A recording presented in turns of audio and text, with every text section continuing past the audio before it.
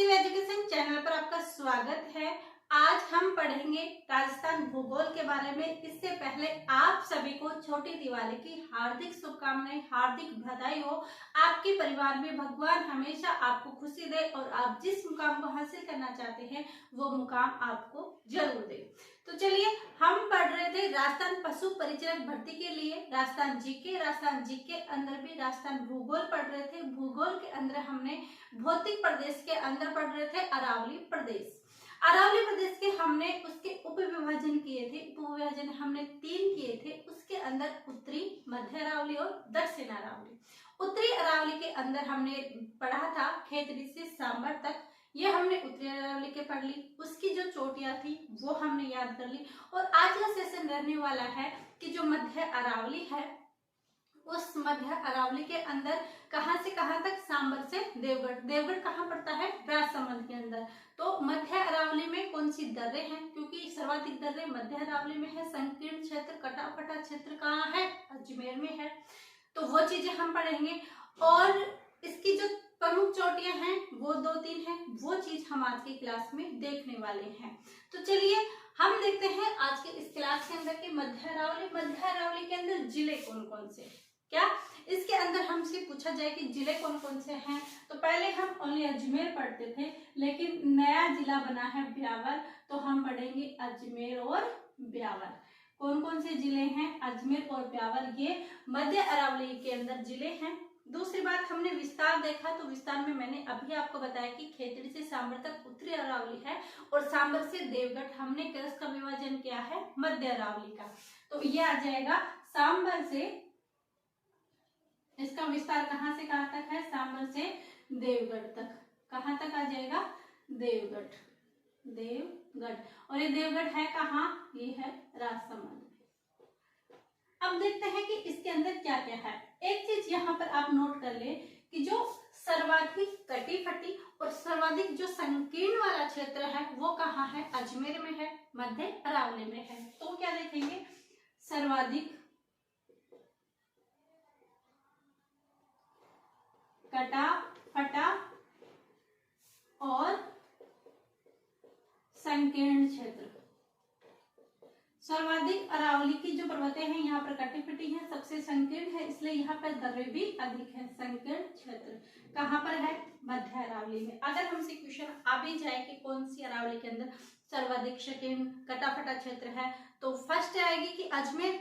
ये नहीं हो कि उत्तरी, मध्य, दक्षिण में, तो आएगा मध्य अरावली के अंदर। फिर हम देखते हैं कि मध्य अरावली की जो प्रमुख दर्रे हैं, मध्य अरावली की जो प्रमुख दर्रे हैं वो कौन कौन सी दर्रे हैं। तो दर्रे के अंदर आ जाएगा कचावली, पीपली, उदाबाड़ी और सौरोपा घाट। इनको एक एक दो बार अगर आप पढ़ोगे तो आपको अच्छे से याद हो जाएगा, क्योंकि ये दर्रे कहाँ पर हैं, ये क्वेश्चन 100% हमारे इस एग्जाम में आएगा, पशु परिचय के एग्जाम में, और इसी लेवल का क्वेश्चन है। ये पूछा जाएगा कि कचावली का दर्रा कहाँ पर स्थित है, क्योंकि कौन सा आया हुआ है? बर दर्रा आ चुका है, परवरिया दर्रा पिछली एग्जाम के अंदर आ चुका है, शिवपुरा घाट, सुरा घाट ये भी आ चुका है। कचावली, पीपली, उदाबाड़ी और सौरोपा घाट कहाँ पर स्थित है? सौरोपा का घाट का विशेष ध्यान रखिए कि सौरोपा घाट और सुरा घाट, सौरोपा घाट और सुरा घाट दोनों सेम वर्ड हैं। एग्जाम में अगर कंफ्यूजन हो के इनके नाम में विभेद मत कर देना और इन दर्रों के ट्रिक के चक्कर में मत फंस जाना, क्योंकि ट्रिक में आप क्या है, ये दर्रे तो याद हो जाएंगी लेकिन कौन सी कहां पर है इस चीज में आप कंफ्यूजन हो जाओगे। तो ध्यान रखना, कचावली, पीपली, उदाबाड़ी और सौरोपा घाट। कचावली, पीपली, उदाबाड़ी और सौरोपा घाट। अगर हमसे पूछा जाता है कि ये दर्रे कहां पर है, तो कहां पर आ जाएगा? टोडगढ़ में। कहां पर आ जाएगा? टोडगढ़ में। कचावली, पीपली, उदाबड़ी और सौरोपा घाट कहाँ है? टोडगढ़ में। परवरिया दर्रा कहाँ पर स्थित है और क्या है? परवरिया दर्रा अजमेर को मसूदा से जोड़ते हैं। अजमेर को मसूदा से कौन सा दर्रा जोड़ता है? परवरिया दर्रा। कौन सा दर्रा? परवरिया दर्रा अजमेर को मसूदा से जोड़ता है। फिर नेक्स्ट देखते हैं बरदर्रा। बरदर्रा का पाली को अजमेर से जोड़ते हैं। पाली को अजमेर से कौन सा दर्रा जोड़ा जाता है? बरदर्रा। पूछा जाता है परवरिया दर्रा अजमेर को मसूदा से जोड़ता है। कचावली, पीपली, उदाबाड़ी, सौरोपा घाट कहाँ पर स्थित है? टोडगढ़ में स्थित है।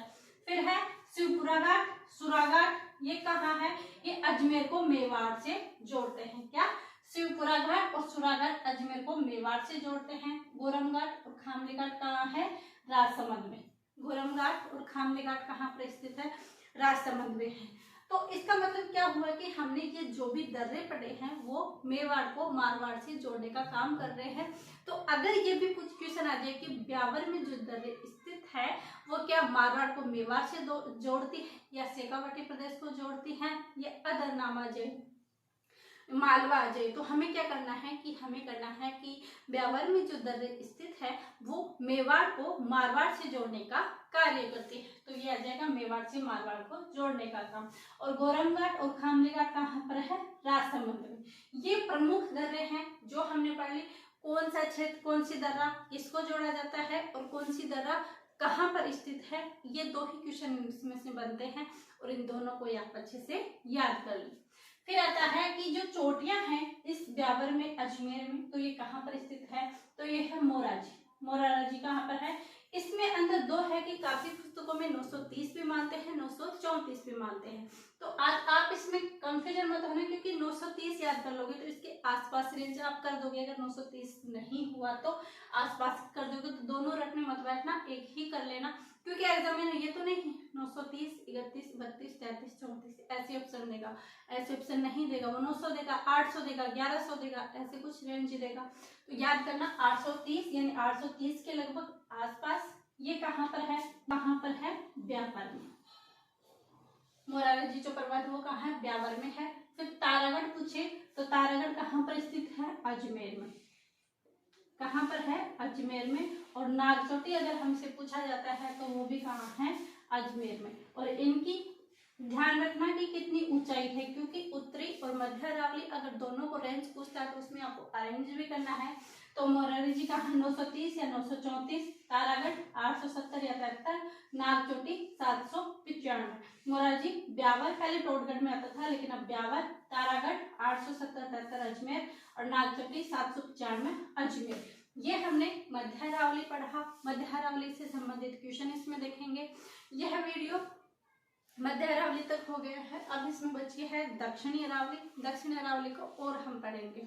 यह क्लास आपको कैसी लगी है कमेंट करके जरूर बताएं और वीडियो को लाइक शेयर एंड सब्सक्राइब कीजिएगा। आप सभी का धन्यवाद। Thank you.